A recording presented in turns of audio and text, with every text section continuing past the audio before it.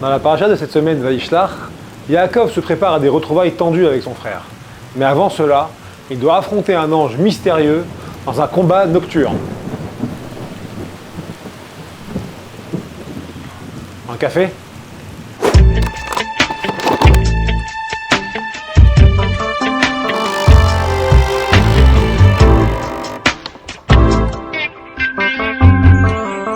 Yaakov envoie des messagers à Esav en espérant une réconciliation. Mais ceux-ci reviennent avec de très mauvaises nouvelles. Esav n'a rien oublié et arrive dans sa direction avec 400 hommes armés prêts à en découdre. Yaakov se prépare. Stratégie, prière et pot de vin. Il divise ses biens et sa famille en deux camps pour limiter les dégâts en cas d'attaque. Il implore Dieu de le sauver malgré tous les bienfaits dont il a déjà bénéficié.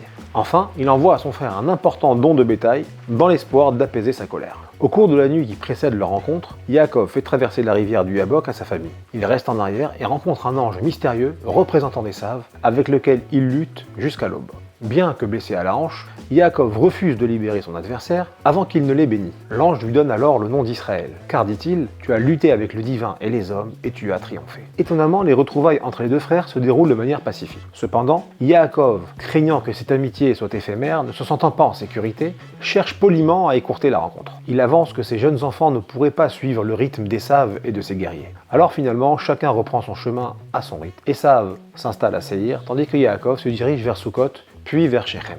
Après plus de 20 ans d'épreuves, Yaakov espère enfin trouver la tranquillité en Terre Sainte. Mais voilà qu'une nouvelle crise éclate, cette fois avec sa fille Dina. Shechem, le prince local, remarque Dina et commence à la courtiser. Dina repousse ses avances, mais Shechem, déterminé, arrive à ses fins par la violence. Suite à cet acte odieux, le père de Shechem propose pour apaiser les tensions que son fils épouse Dina.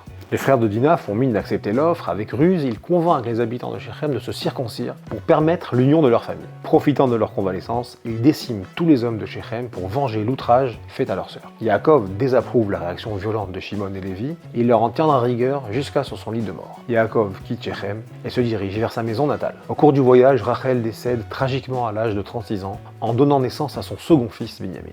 Elle est enterrée au bord de la route, près de Bethléem. Cette même route qui sera empruntée des siècles plus tard par ses descendants, marchant vers l'exil cruel et incertain de Babylone. C'est là, au pied de sa tombe, qu'ils s'arrêteront pour prier et implorer notre mère bien-aimée Rachel d'intercéder pour eux auprès de Dieu. Yaakov rejoint finalement son père Yitzhak à Hebron, qui décède peu de temps après à l'âge de 180 ans. Yitzhak est inhumé par ses deux fils Yaakov et Esav dans le caveau des patriarches, aux côtés de sa femme Léa. Shabbat Shalom.